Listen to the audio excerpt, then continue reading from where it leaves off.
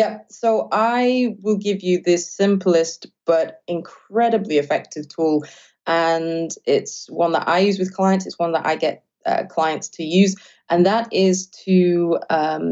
ask, is to use surveys. It's Hmm. so simple, but there's a reason why it really works. And in terms of using surveys, you want to focus on either the big questions that they have Right. around solving the problem. So we're assuming that they're aware that they have a problem. We're assuming that you're probably going to tap into the audience that you have maybe built up, that is your target market, and you want to be asking questions around surveying them on what questions do they have about solving the problem and what challenges are they faced when solving that problem. Hmm. What you don't really want to ask them is any product related questions, because you're the expert. You are the physician and the person that can diagnose the problem and provide the solution.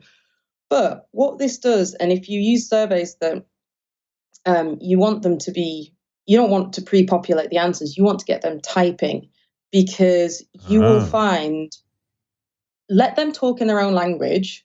And if you can't, if you don't have a massive customer base, go and do an interview with someone but record it, Yeah. because don't take notes, record it, because you want it in their language, because that way, and this is sometimes I feel like I'm at my laziest as a copywriter when I do customer interviews and I pretty much just snatch what they say, because that is your ideal person. That's the way that they talk about the problem. That's the way that they discuss it.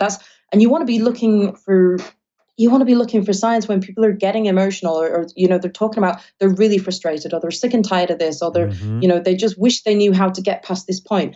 That will give you great sources for looking at building content.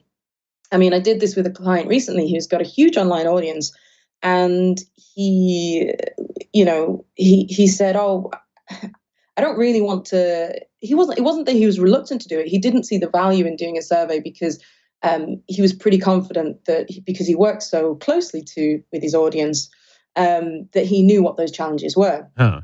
And I was explaining that's not the point. I'm pretty sure that you understand those challenges. I want to hear it in their words. I want to hear how they describe it, because I bet they describe it differently than you telling me, putting it through the filter of you as an expert, telling me what those challenges were. And I mean, we did a recent survey, and he got thousands of replies, and it's just a wealth of content that we can then start putting into marketing content. Did it change how he sells? Did he actually understand the context that you were delivering to him?